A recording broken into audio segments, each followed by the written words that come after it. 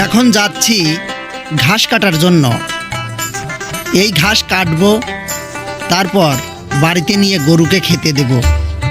এগুলো নেপিয়ার ঘাস, অনেক আগেই রোপণ করা হয়েছিল, কিন্তু তেমন একটা ভালো হয় নাই, কারণ ঠিকমতো পানি এবং সার প্রয়োগ করা হয়নি। যদি ঠিকমতো সার এবং পানি প্রয়োগ করা হতো তাহলে ঘাস আরও ভালো হতো। অবশ্য এই কাটার পর পরবর্তীতে যদি ঠিকমতো পরিচর্যা করা যায় তাহলে ঘাস আরও ভালো হবে।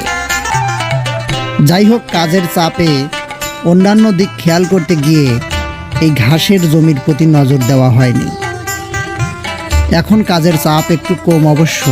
পরবর্তীতে এই ঘাসে নিয়মিত সার প্রয়োগ এবং পরিচর্যা করলে, পানি দিলে ঘাস ভালো হবে ইনশাল্লাহ। নেপিয়ার ঘাসের একটা ভালো গুণ আছে, একবার রোপণ করলেই বেশ কয়েকবার কাটা যায়, যতদিন পানিতে না ডুবে। কারণ নেপিয়ার ঘাস পানিতে পচে যায়।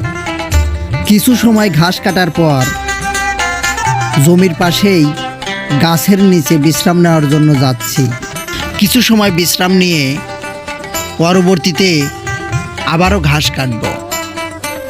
যাই হোক, প্রায় ঘাস কাটা শেষের দিকে। এখন এই ঘাস বোঝা বাঁধতে হবে এবং রাস্তার পাশে নামাইতে হবে, কারণ আমাদের বাড়ি থেকে এই ঘাসের জমি প্রায় 2 কিলোমিটার দূরে। এত দূর মাথায় করে নিব না, ঘাস ভালো করে বোঝা বেঁধে রাস্তার পাশে নামায়ে ভ্যানে করে নিয়ে যাব। এইগুলো জমিতে পানি দেওয়ার জন্য ফিতা পাইপ। এই ফিতা পাইপের উপরে বোঝা বেঁধে নিলে অনেক আরামদায়ক হয়। এখন ফিতা পাইপের উপরে ঘাস সাজাবো। ভালোভাবে ঘাস সাজিয়ে বোঝা বেঁধে মাথায় করে নিয়ে রাস্তার পাশে নামাবো।